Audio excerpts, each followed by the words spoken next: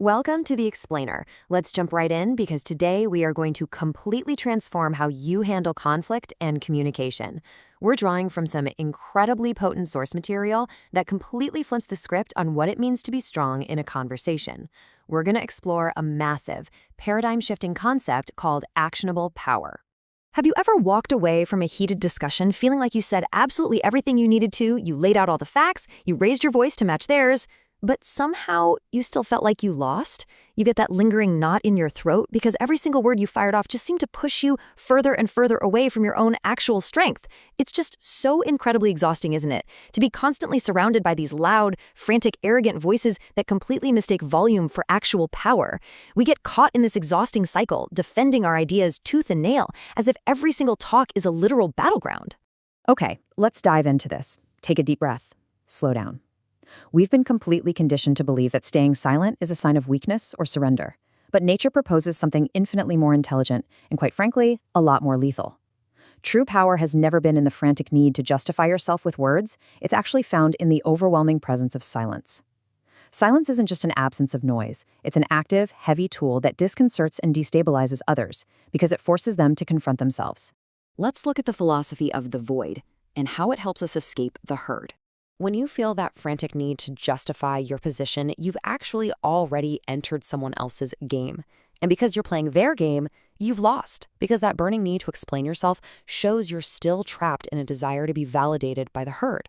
To escape this, we turn to our mentor for this journey, Friedrich Nietzsche.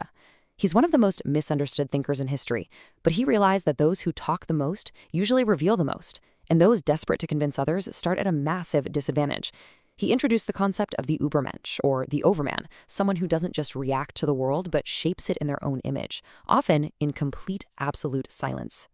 So, how do we actually become this overman in our daily interactions? Well, we have a clear, structured roadmap based directly on our source material. There are 4 specific weapons of silence we're going to use to master this. Step 1, brutal restraint. Step 2, listen like a hunter. Step 3, master the pause. And step 4, use unpredictability. Let's break these down one by one. Weapon 1, brutal restraint through ego management. Now, what's really interesting about this first weapon is It is arguably the absolute hardest tactic to master out of the 4. You have to be silent when your entire will is absolutely screaming for a response. We've all been there, right? Your ego is jumping up and down, desperate to prove that it's right. But here is the secret. Every single time you give in to that impulse to clap back or defend yourself, you are revealing to the other person that you still care far too much about what they think. Restraint is brutal because it requires you to actively deny your ego the satisfaction of getting the last word. Weapon 2, listen like a hunter to find hidden insecurities. And this brilliantly illustrates how most people listen purely just to wait for their turn to speak. They're basically just reloading their verbal weapons. But when you listen like a hunter, you are perceiving the fears and insecurities hidden right there between the lines. Most people speak simply to hide the emptiness inside them. When you listen closely without constantly jumping in to fill the gaps, those hidden weaknesses and deep-seated insecurities practically illuminate themselves. Weapon 3, master the pause and embrace the tension. Human beings naturally want to resolve awkwardness, but tension isn't something to run away from. Tension is power. You have to let the silence last longer than is comfortable. I want you to feel exactly what this is like. If someone challenges you, instead of reacting, you just hold their gaze and do this.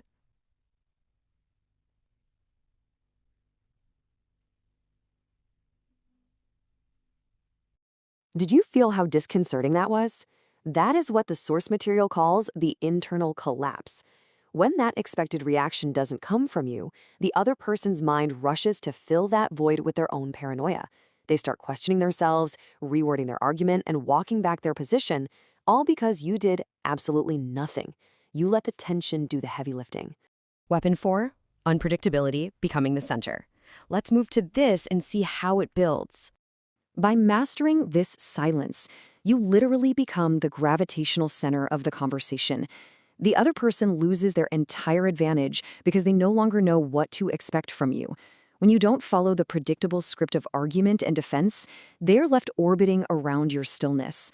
You've completely shifted the balance of power without uttering a single syllable.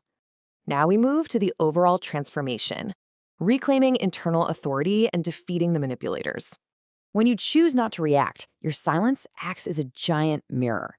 It strips away the disguises of others because you're flat out refusing to give them the external resistance they're so desperately looking for. This brings us to the emotional emergency button. This is a state of being constantly available to react to manipulators who absolutely depend on your emotional responses to stay in control of you. They poke and prod to get you to react, but when you refuse to be their emergency button, everything changes. It is totally devastating to a manipulator when you deny them the emotional fuel they crave. When you deny them that fuel, you stop being a statistical cog in someone else's system. You break out of the machine. And let me be very clear about what our source material emphasizes here. This isn't the silence of the oppressed or the silence of a coward. This is the silence of a warrior who has already won the battle before it even begins. It takes massive, undeniable courage to allow yourself to be misunderstood and remain totally unshaken. You are the author of your own story. You have to realize that no one is coming to save you. No one is going to swoop in and give you permission to finally be yourself. That radical responsibility is yours and yours alone. By choosing silence over frantic justification, you are taking the pen back. If the insights from this explainer are hitting home for you today, I want you to make a symbolic declaration. Right now, in the comments, write, "I choose the silence that commands respect." Don't do it for an algorithm. Do it to publicly affirm this commitment to yourself.